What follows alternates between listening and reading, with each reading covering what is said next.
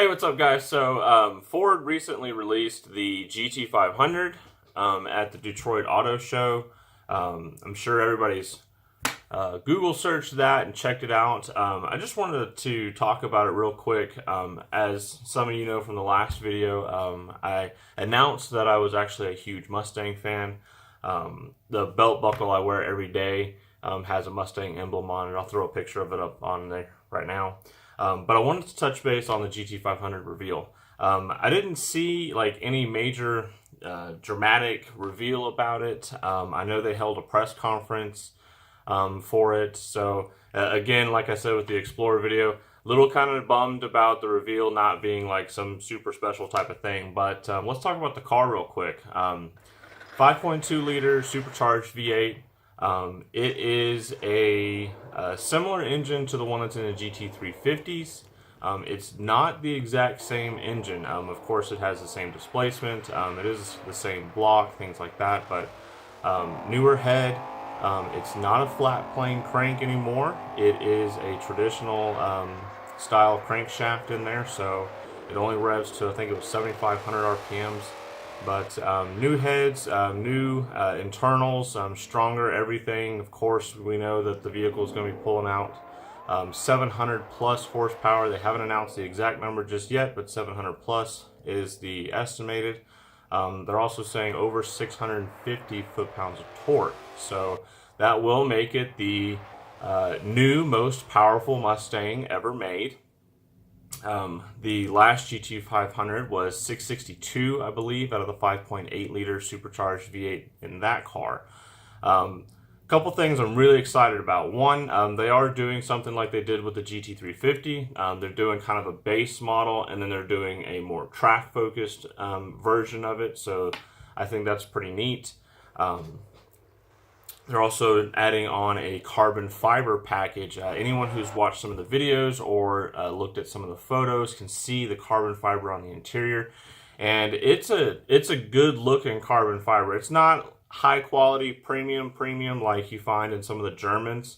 But you can definitely see the carbon. It looks great in my opinion. I think it's awesome that they finally decided to do that.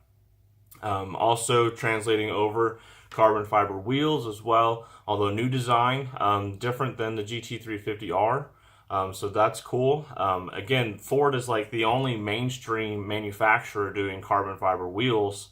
I believe Porsche has some on the GT2 RS, but it's just the spokes. It's not the entire wheel barrel and all. So other than Koenigsegg, which is, hypercar manufacturer, Ford's the only one doing a full carbon wheel on their cars, and I think that's pretty cool. DCT dual clutch transmission in the GT500. Some people were kind of surprised by that. They anticipated the 10-speed auto that Ford co-developed with GM going into the GT500. I mean, they put it in the Raptor, it's in the new Mustangs, the 2018s and up. It's in most of the new trucks as well. All the F-150s now come with the 10-speed auto. It can be built to withstand the power. The Corvette ZR1 has the same 10-speed in it. The ZL1 Camaro has it, and that's 650 horsepower, 650 torque. So, I mean, the 10-speed can handle it, but Ford opted to go with dual clutch, and I applaud them for that. Dual clutches shift so much faster than a conventional auto. It's just unreal. This isn't their first dual clutch that they've put in a car. The Ford Focus, when it first came out, redesigned in 2011 or 12, something like that, it came with a dual clutch. Now, it wasn't a great dual clutch. Many people complained about it, but I think that was more due to the tuning of it and the fact that we Americans aren't used to a dual clutch just yet. And that was kind of most people's first forte in it. Volkswagen Golf and GTIs have had dual clutches for forever now, it seems like. So, but this isn't their first dual clutch. The Focus RS and Focus ST both come with a dual clutch option overseas. We only get the manual here, which I think is kind of a shame. But either way, it does have an 8-speed dual clutch in it, and that's going to be a really good transmission for that car. It's definitely going to bring up the performance level of the vehicle. I do love manuals. I'm a manual guy at heart.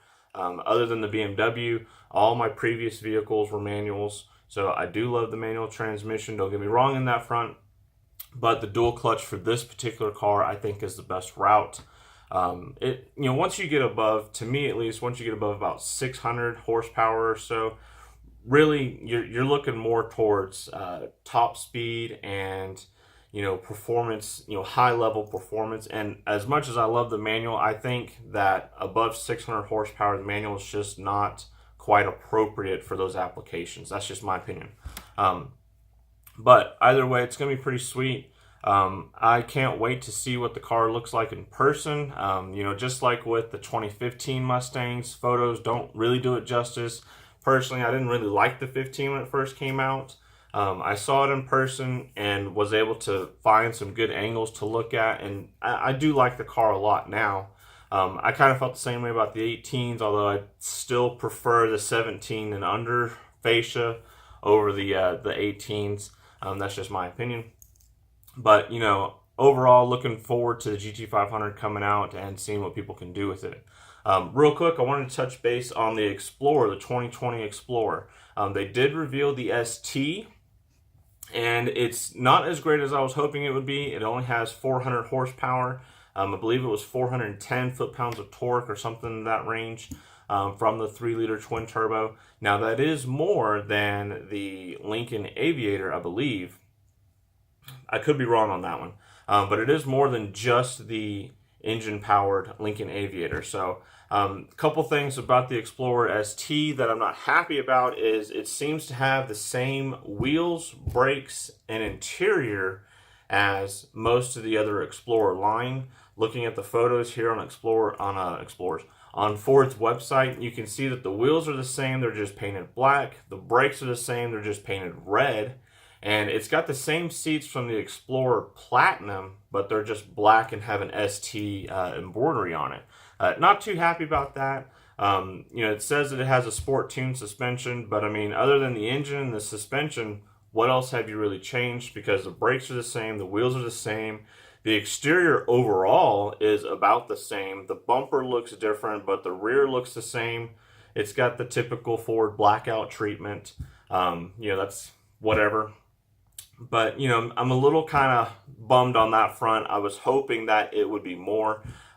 In Ford's briefing about it, they said that the pricing would be under 60 grand.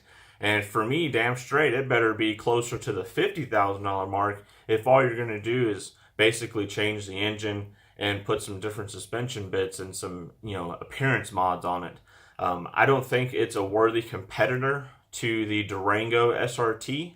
It's still much closer to the Durango RT in all aspects. I think if they were to want to compete with the Durango SRT, they're going to need to bring either the level of the ST up, or they're going to have to come out with like an Explorer RS model. And if Ford's wanting to switch to this ST and RS, which is fine with me. Back in the day when I was growing up, they had SVT. So anything SVT was like, wow, that thing's going to be fast as freaking shit, right? But, they've gotten away from SVT. SVT is no longer around. Instead, it's Ford Performance. But if they're going to do an ST and an RS, then they're going to need to make that RS something really spectacular. Because the ST right now ain't doing it for me. It ain't going to compete with the Durango SRT. Just point blank period. The Durango SRT is going to annihilate it in every front. And the Durango starts in the low 60s. So it's not a hugely expensive vehicle. And when you look at the fact that they're saying this is going to start under 60 grand, is it closer to 50, or is it like typical just under 60 grand, like 59.8, something like that? Wait to be determined, but we'll find out. But those are just my thoughts on the new GT500 and the Explorer ST reveal. I can't wait to see the new Bronco when it gets shown. Hopefully that'll get shown here in LA in the next couple weeks, I believe. I can't wait for that. I've been really looking forward to the Bronco reveal for quite some time, probably more so than the GT500, to be honest with you. My brother has a Wrangler Rubicon, And ever since he got his, I've really been into the whole off-roading thing, even though I don't have my own. But, you know, I watch a lot of Trail Recon, and that doesn't really help because he does a lot of really cool stuff. And frankly, I just want to get a Jeep or maybe a Bronco when that comes out. You know, wait to be determined on that one. But those are just my thoughts real quick, guys. Thanks for watching. Appreciate your time, and have a good one.